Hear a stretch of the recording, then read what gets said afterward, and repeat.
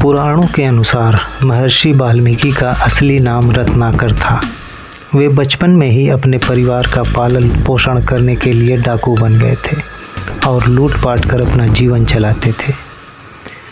एक दिन जब रत्नाकर जंगल में किसी यात्री का इंतजार कर रहे थे, तभी उन्होंने वहां से जा रहे नारद मुनि को रोक लिया और उन्हें लूटने की धमकी दी। नारद मुनि ने शांत भाव से पूछा, हे डाकू, तुम यह पाप क्यों कर रहे हो?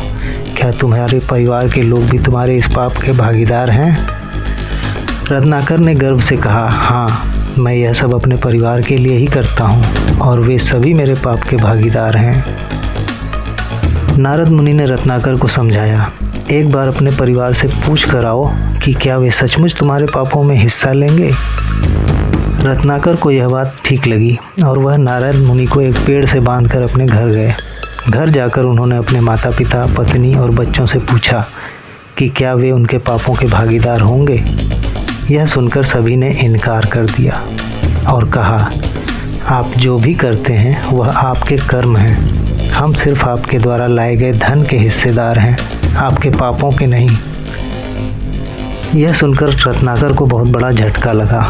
उनकी आंखें खुल गईं और उन्हें अपने किए पर बहुत पछतावा हुआ।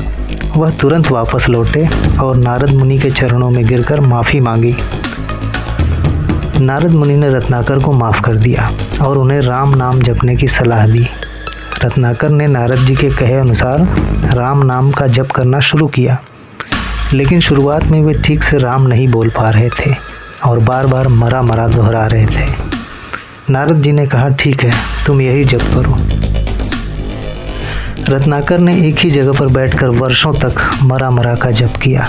वह इतने गहरे ध्यान में चले गए कि उन्हें अपने शरीर का भी भान नहीं रहा।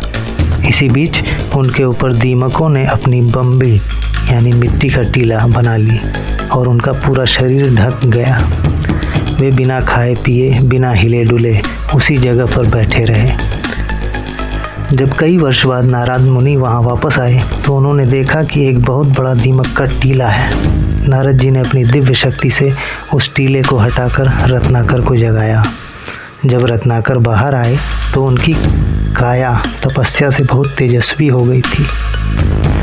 चूँकि वे दीमक की बांबी से बाहर आए थे, इसलिए नारद मुनि ने उन्हें वाल्मीकि नाम दिया। इस तरह एक डाकू रत्नाकर महान ऋषि वाल्मीकि बन गए, जिन्होंने बाद में विश्व के सबसे महान महाकाव्य रामायण की रचना की।